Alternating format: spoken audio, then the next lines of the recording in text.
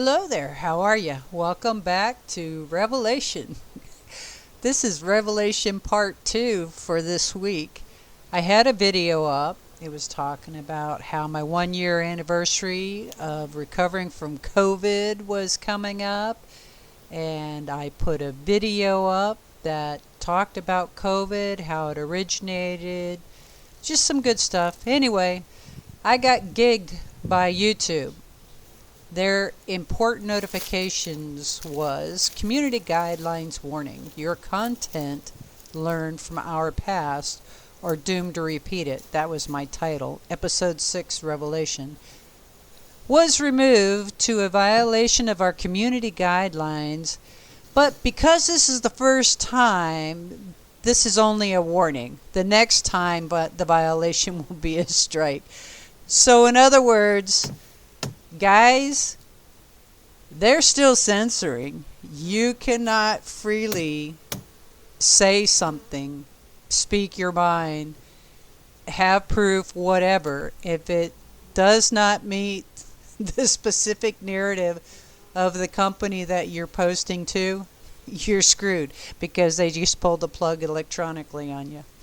So, because that was taken away, I figured I would give you some B-roll.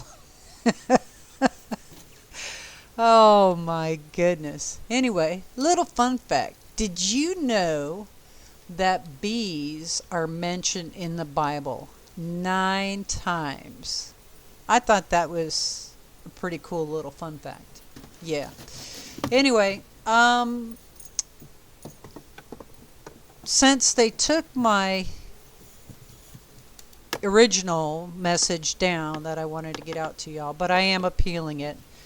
So I think I will maybe change and move on to something else, but I don't have a clue because that is where I was directed to go. Just to kind of reveal. You know what? Yeah, let me reveal this. So, talking about COVID. So COVID started. I was out on a trip to Texas to help some friends watch their property, 74 acres. So technically a ranch. Goats, cows, horses, donkeys, chickens, you know, the usual. And I was helping, it was goat birthing season, the whole deal. Anyway, so I was helping them out. COVID hit, so it was kind of neat the way it all worked out. I had ended up buying whole steer from them, had the steer processed so I could bring it back and put it in my freezer and whatnot. So my son calls me, he's working for a fire department, and he's talking about how COVID is spread by liquid, like spit, saliva, bodily fluids, basically. And I told him, dude, COVID's a virus. COVID's been around for years. SARS was COVID. Swine flu was COVID-based. Heck, even when my vet vaccinates my dog, they have a vaccine for the COVID virus in your canines. So this is not something new that's out there. It's just something new that somebody tweaked or it got out, whatever. It really doesn't matter. It's a virus. The virus is going to come. Viruses always mutate. The flu virus is a perfect example of that. You can't just get one vaccine for the flu virus because it's constantly changing. Well, we've seen the same thing with COVID. COVID is constantly changing. COVID spreads just like the flu spreads. Somebody sneezes on you, you can get it. Somebody coughs on you, you can get it. Somebody breathes on you in close proximity. If your immune system's down, you can get it. Just like with the flu. You know, if you have a weak immune system, seniors, people that are immune compromised, all those people, they keep recommending to them to get the flu vaccine. Which, I mean, that's logical, right? It helps them out because their immune system can't take care of it. So, long story short, I finished taking care of stuff out in Texas. I come back. COVID's going crazy. Everybody's knee-jerk, overreacting to a virus, gave it the name of pandemic. You know, when you look at the damage that SARS did and what swine flu did, it was just as bad, if not worse than COVID. It was just kind of like, you know, one person says one thing and then it grows exponentially and it grows exponentially. And I'm not saying it's not dangerous, because there's a lot of people out there that had compromised immune systems that they had to really sweat this, because now they had to worry about the flu virus and the COVID virus. So came back, basically took dual precautions with the masks and washing hands and stuff until we knew the facts. And I had a dream that we got COVID and both of us survived, and it was not an issue. And so time goes by. He's on the fire department, the COVID response team. He's coming in contact with tons of people that are actually COVID positive. Don't get sick, don't get sick, don't get sick. Well, he comes in one day and he tells me that he had been exposed. I tell him he needs to fill out an exposure report for work, and he does. He gets put on 14-day mandatory quarantine. Well, at that point, I just stayed at his house, and he was like, "What are you doing? You might get it." And I said, "It doesn't matter if I get it. We're both going to get it, and we were both going to recover from it." And he was like, "How do you know?" And he goes, "Never mind. I know you had one of your dreams." I was like, yep, that's exactly what happened. So he ended up getting the COVID that was like your cold and flu season. You know, you typically have an upper respiratory infection or a GI infection. Well, he had the GI infection, basically running a fever, you know, just tired, feeling poorly. And then all of a sudden his smell goes. He says, "Yeah, I can't smell anything." I thought he was messing with me. I wouldn't put it past him, right? So I was like, okay, whatever. Well, three more days go by, and then all of a sudden I'm feeling tired, fatigued, I'm out of breath, and I cannot smell anything. You know the old saying of, "My poop didn't stink." Yeah, right. When I had COVID, it didn't. Nothing stunk because I couldn't smell anything. Anyway, he recovers from his. He finishes out his time off from the FD, and he went back to work, no issues whatsoever. I had, again, COVID, but my version was the respiratory version. Now, the one thing I had to do was when I woke up in the morning, I had to breathe in and out super deep. And I would do that. It would hurt. It'd feel like little pins in the lower area towards the back of my lungs. And then once I got my lungs working and stuff, I would start coughing. And initially, there was nothing that would come out. Well, once I finally did get that sputum working, it was a clear, bubbly, like silicone caulk looking feel, texture, visual, the whole thing. It was the weirdest thing I had ever seen. Because any other time you have an upper respiratory infection, you know how it's typically yellow or green. Yeah, maybe it's clear, but it's not that bad. The other thing was, this sputum was so sticky. I can only imagine the people that went into the hospital, why those ventilators and stuff were not working on those particular individuals.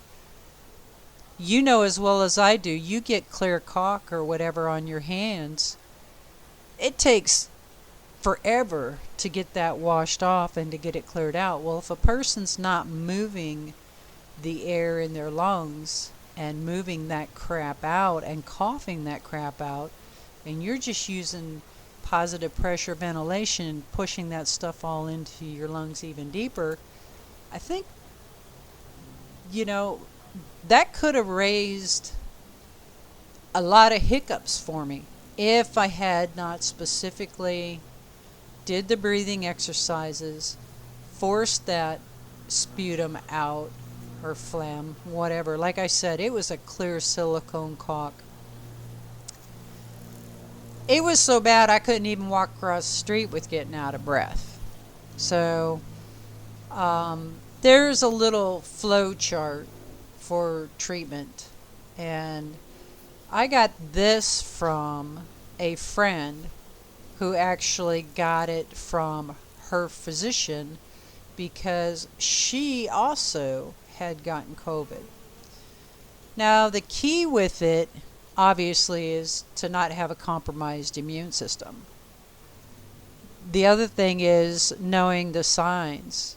So prior to even getting COVID, as soon as it was cold and flu season, we automatically started on vitamin C, multivitamin, zinc, and vitamin D. When the flu and cold season kicked around, we automatically doubled our vitamin C and vitamin D that we were taking in.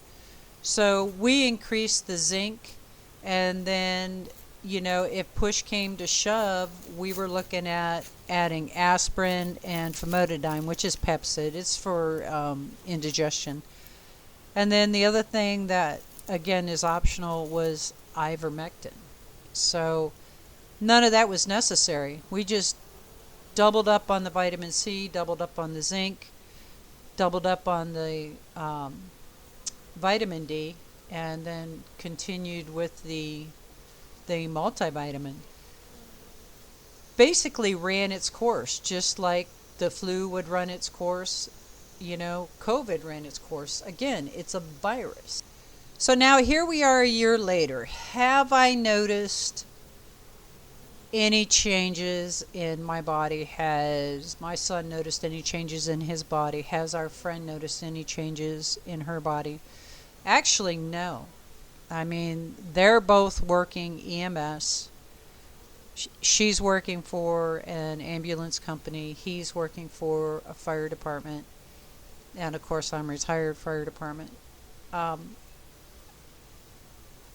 It took a lot longer to recover from than what the flu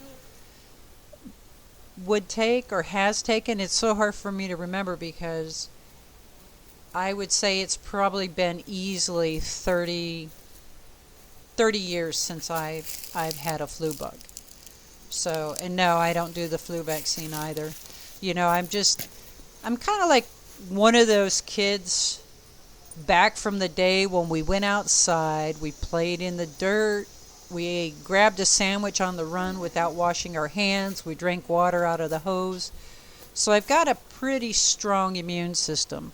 Now, I raised my son the same way, and the friend I was talking about, her parents raised her pretty much the same way as well.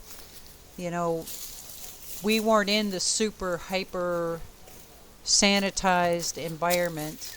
And while COVID was going on, it was the same thing. We weren't all just sitting around the house, on lockdown, not interacting and dealing with people. We took due precaution, you made a point of not touching your face and washing your hands after you were out in public and whatnot, but there was no reason to go to the extreme like everybody was preaching, or it just didn't seem that it was necessary. Maybe we just had good hygiene practices prior to, so it didn't seem like anything out of the normal or anything that was super hyper attentive that we were focusing on. So here we are, a year later. I'm recovered, they're recovered. Life is good. We get to watch B-roll because I got censored. And I am really just so grateful. God is so good, knowing that I was going to have COVID.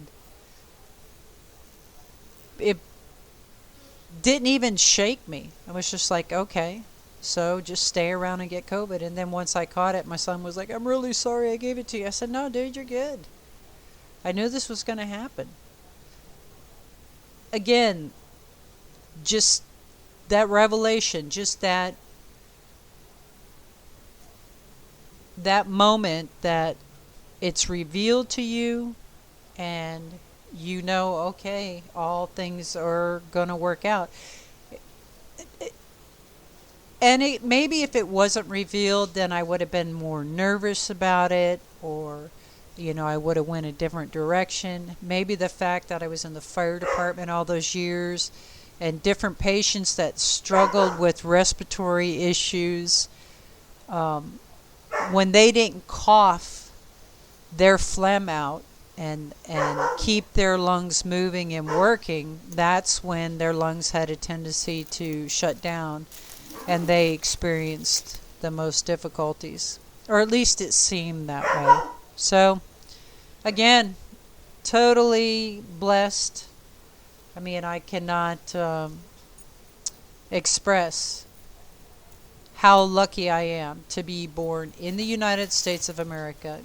We've got our hiccups, we've got our growing pains. I realize all of that.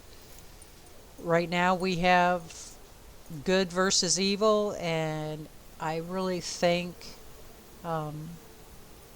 we just have to remember, as bad as it may seem here, there are so many other countries that have it so much worse. With that being said, we need to take the time to kind of learn from the past and learn from our neighboring countries, because our country could very easily become like those other countries if we allow it. Alrighty then, I just want to thank you all for stopping by. I have a puppy who's chewing on the mic, so I'm going to let you finish watching this B-roll. You have an absolutely wonderful and blessed biblical Sabbath, and I will see you next time on Revelation.